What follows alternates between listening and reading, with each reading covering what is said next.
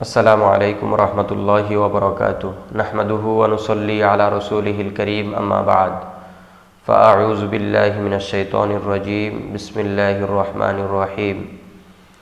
সম্মানিত প্রিয় দর্শক মণ্ডলী, আজকে আমরা আলোচনা করব নারী এবং পুরুষের নামাজের মধ্যে পার্থক্য। আল্লাহ পাক রব্বুল আলামিন নারী এবং পুরুষকে সৃষ্টিগতভাবে পার্থক্য করে সৃষ্টি করেছেন। তাদের সৃষ্টিগতভাবে নারী এবং পুরুষের যেভাবে পার্থক্য রয়েছে, তেমনিভাবে তাদের পোশাকাদি আমল আখলাকেও পার্থক্য রয়েছে।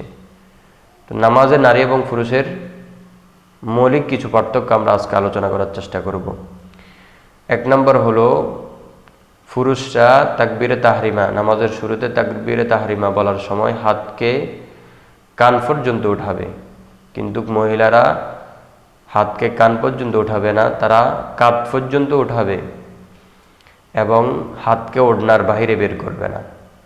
দ্বিতীয় নম্বর হলো, পুরুষরা হাতকে নাভির নিচে বাঁধবে আর মহিলারা হাতকে বুকের উপর রাখবে, তারা বাঁধবে না, এক হাতকে অপর হাতের উপর রাখবে বুকের উপর।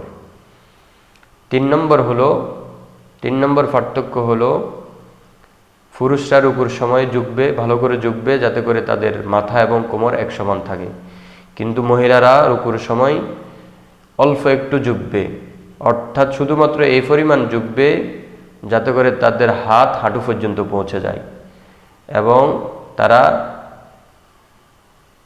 ফিট একেবারে সোজা করবে না, উভয় হাত হাঁটুর উপর রেখে দিবে। কিন্তু পুরুষরা রুকুর সময় উভয় হাত দিয়ে হাঁটুকে আঁকড়ে ধরবে শক্ত করে, আর মহিলারা আঁকড়ে ধরবে না, শুধু হাতকে হাঁটুর উপর রেখে দিবে। পাশাপাশি যতদূর সম্ভব মহিলারা রুকুর সময় সংকুচিত হয়ে রুকু করবে।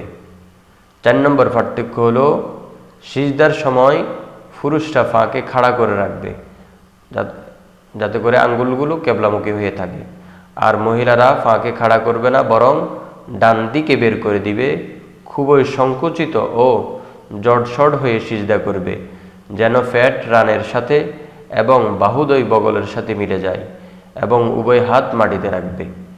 মহিলারা সিজদার সময় তাদের উভয় হাত মাটিতে রাখবে, কিন্তু পুরুষরা তাদের উভয় হাত মাটিতে রাখবে না।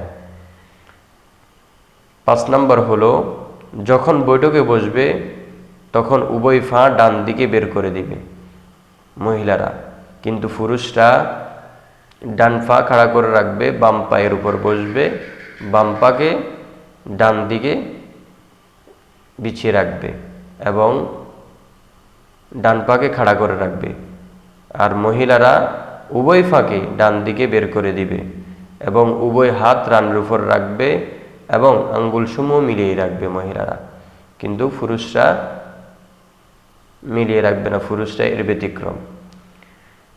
তো আমরা আজকে মৌলিক আলোচনা করলাম, এভাবে আরও অনেক পার্থক্য রয়েছে পুরুষ এবং নারীর নামাজের মধ্যে।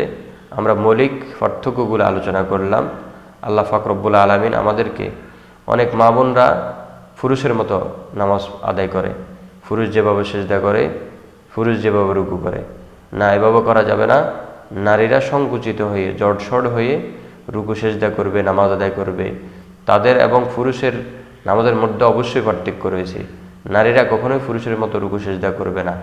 আবার অনেক পুরুষরা রয়েছে যারা নারীদের মতো রুকু সিজদা করে নামাজ আদায় করে। পুরুষের নামাজের পার্থক্য রয়েছে নারীদের নামাজ থেকে। এজন্য আমরা নারী এবং পুরুষ উভয়ে, পুরুষরা পুরুষদের মতো নামাজ আদায় করব যেভাবে কোরআন সুন্নাতে উল্লেখিত আছে, আর নারীরা নারীদের মতো নামাজ আদায় করব যেভাবে কোরআন এবং হাদিসে উল্লেখ আছে। আল্লাহ পাক রব্বুল আলামিন আমাদের সকলকে এই পার্থক্যগুলো বুঝে সঠিকভাবে নামাজ আদায় করার তৌফিক দান করুক। ওয়া আখির দাওয়ানা আনিল হামদুলিল্লাহি রাব্বিল আলামিন।